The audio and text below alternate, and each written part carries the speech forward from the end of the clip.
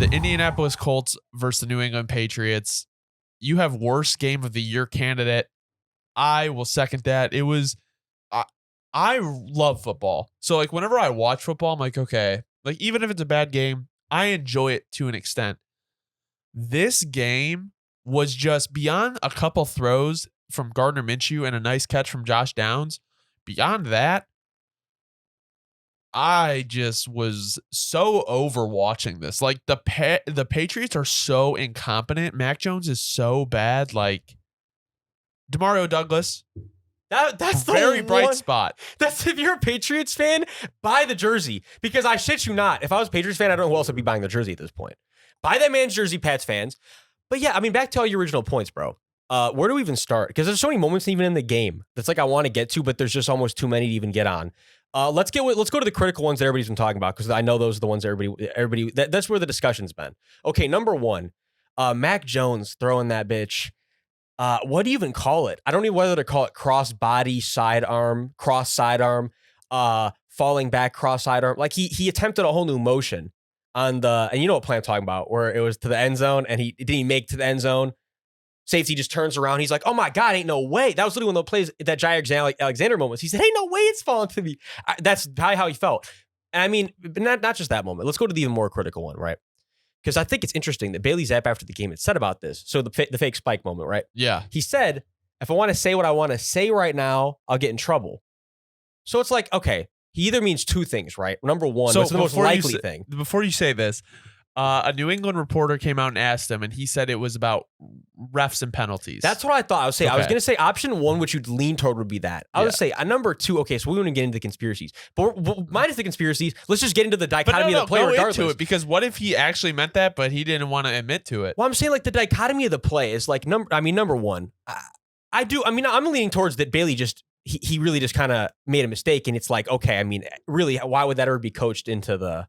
I mean, really, why would it ever be? But let's just say, some way, somehow. I mean, it's like, you know, that's where the problem comes in, though. It's just like there's really not even anything I can conspiracize with. It's more just fun. It's like, really, what would the conspiracy be? He was told to throw it no matter what. I mean, it's like realistically, he probably just made a big mistake. But that's the point, regardless. This is what I actually really am curious about. Did he just dial up the fake spike himself? Like, I'm throwing, or was the fake spike from the sideline? And then because everybody just all look confused and off on the same page. Like it's like I don't know. Bill was like, "Hold on a minute, why did you just call that up?" He's like, "I need like everybody just like." I truly don't even know where to start with this whole team at this point. And if you told me it was going to be the Patriots that it'd be this way with, I'd say you're a liar. I knew the Patriots weren't going to be good this year, but the complete dumpster fire joke that the franchise has become this year, you can't make it up because you can't take away everything they've done. You never will be able to. But the fact that they went from so high to so low this quickly, it's definitely very surprising to me. I did not think it was going to be this case. I mean, I think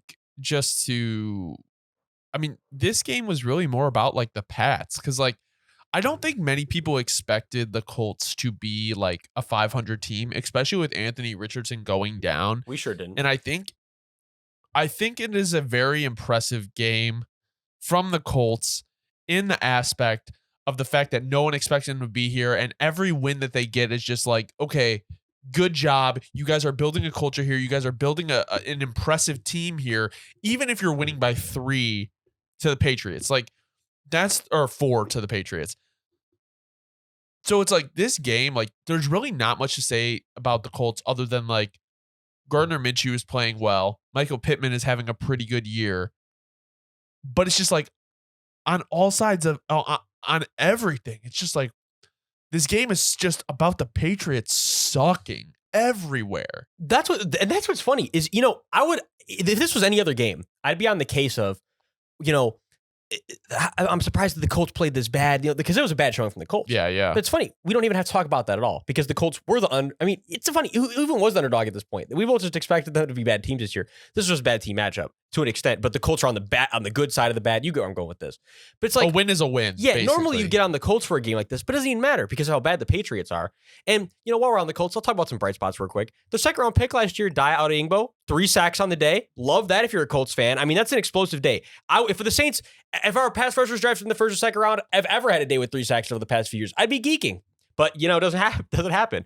And then I have to give a shout out to Michael Pittman too, because Michael Pittman with 66 catches on the year already, 667 yards, 3 touchdowns. Touchdown number is nothing eye popping, but man, he gets a lot of targets, he gets a lot of catches, he gets a lot of yards, and he's growing every year. Like if you're a Colts fan, you're getting on Michael Pittman. He's going to start hitting the ceiling soon, and you've got a really productive receiver over there. So that's absolutely awesome.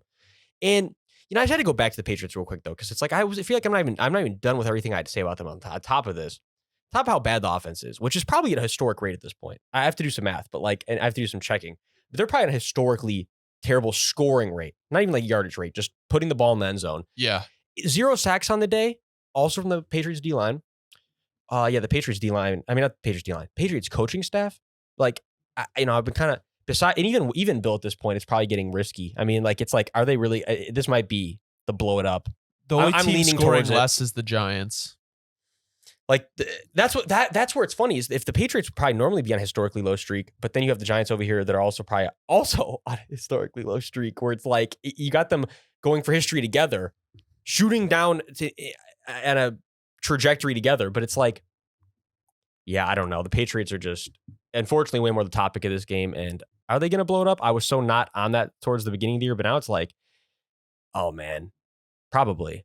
Like, even Bill might be included in this some way, somehow, soon enough at this rate. That's hilarious because I didn't even ask the question, and my question was, will the Patriots clean house after this year? This is on everyone's really mind. because this is like worst case scenario where you were like, we'd say to ourselves like, oh, if they hit this worst case scenario, like maybe it's possible, but you never thought it was possible. And like now that you're witnessing it with your own eyes, it's jarring. It's very jarring.